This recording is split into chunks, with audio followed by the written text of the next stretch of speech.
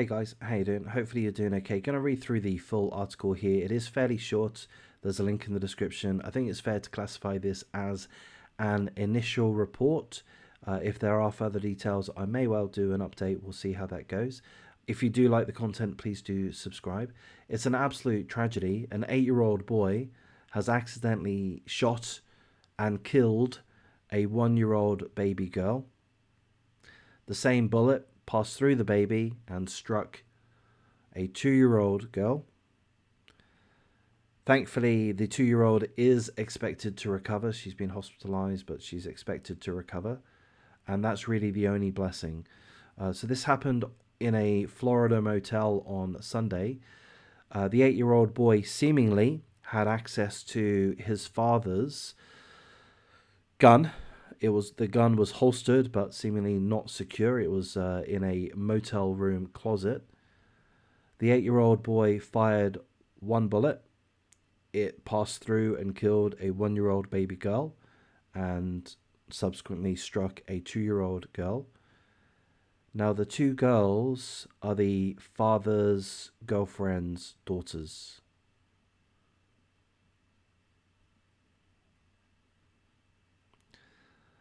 The boy's father returned to the room, took the gun and what investigators believe were drugs, and then left the room again. We don't know how long for. We don't know if that means he left the 8-year-old there, he left the 2-year-old there. We don't know. We don't know how the 2-year-old received medical attention.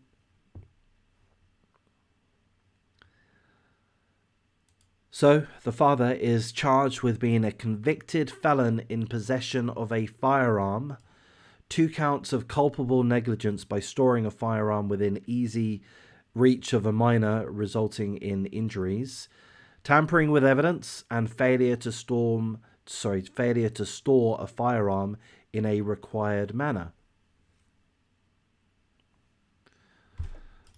Where's the charge for being culpable for the death of a 1-year-old baby girl? I'm not seeing it. So presumably these charges, you would think that these charges would be upgraded at some point, and hopefully that's the case. But look at this. This is annoying as shit. He was arrested and later released on a $41,000 bond. $41,000 bond.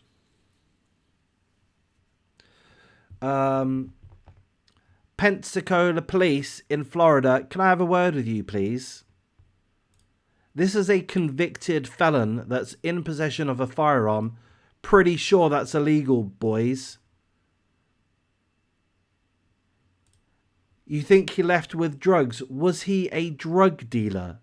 Was this felon with an illegal weapon, a weapon that he was not allowed to possess, and you believe he was in possession of drugs? Were they for his own recreational use, or was he a drug dealer?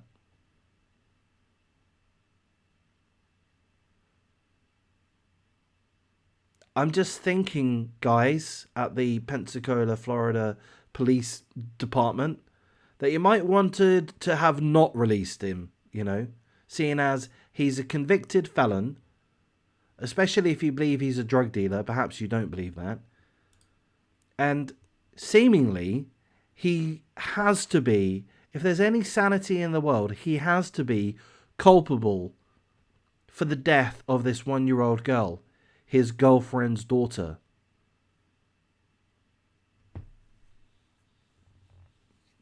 Or who else are you going to blame? The 8-year-old? You're not going to blame the 8-year-old. The 8-year-old is a kid, and he does what kids do. He played. He shouldn't have had access to the gun. The reason why he shouldn't have had access to the gun is because this type of thing can happen, and regrettably, tragically, it did. Fuck you, Pensacola, Florida police. Fuck you. You're a bunch of arseholes. You let this guy back on the streets. Why? Where is the sense in that? Why would you do that? That is disgusting. I'm ashamed of you. You ought to be ashamed of yourselves. Gonna wrap things up here at this point. I don't really know what else to add to this. Of course, full condolences to the mother, and prayers for the full recovery of the 2-year-old girl. The article tells us that she is expected to recover, but for all we know, she's seriously hurt. We would imagine that she is a 2-year-old with a bullet wound. It's an absolute tragedy, and of course, condolences to the mother and the extended family. I'm going to throw in a little bit of a preach here. Brace yourselves. You may not like this. You may find this offensive. Mother of these 2 children, I'm dreadfully sorry that you have experienced this. However, I have to use this as an example to make mention of this, serious mention of this. Women out there, do not get yourselves involved with convicted felons. Do not get yourselves involved with drug users or drug dealers.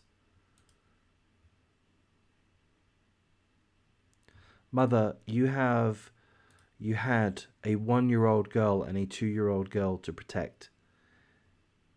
Seemingly, he's not the father of those 2 children. Where is the father? I mean, that's a question in and of itself. Where is the father? Fathers, perhaps.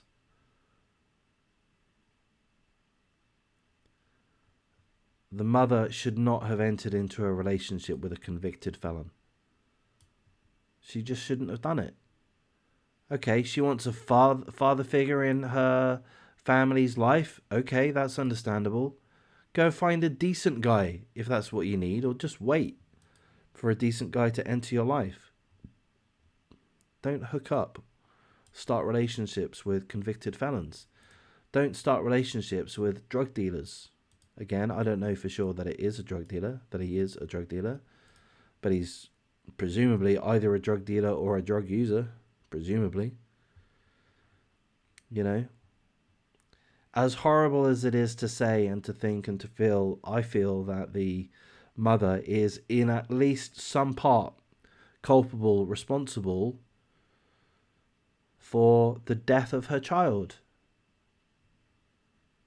She exposed them to the danger of a convicted felon, and that's her fault. It's not the 8-year-old boy's fault. The 8-year-old boy was being a boy. He was playing. He was being a child, rather. Playing. He came across a gun. He was playing with a gun. And a tragedy happened. It's not the boy's fault. And the boy's going to have that on his conscience. The boy needs support. And presumably the boy will not be in the guardianship of the father anymore, I would presume and hope. Going to wrap things up here, guys. Please do like, comment, subscribe, share the video as you see fit. Take care.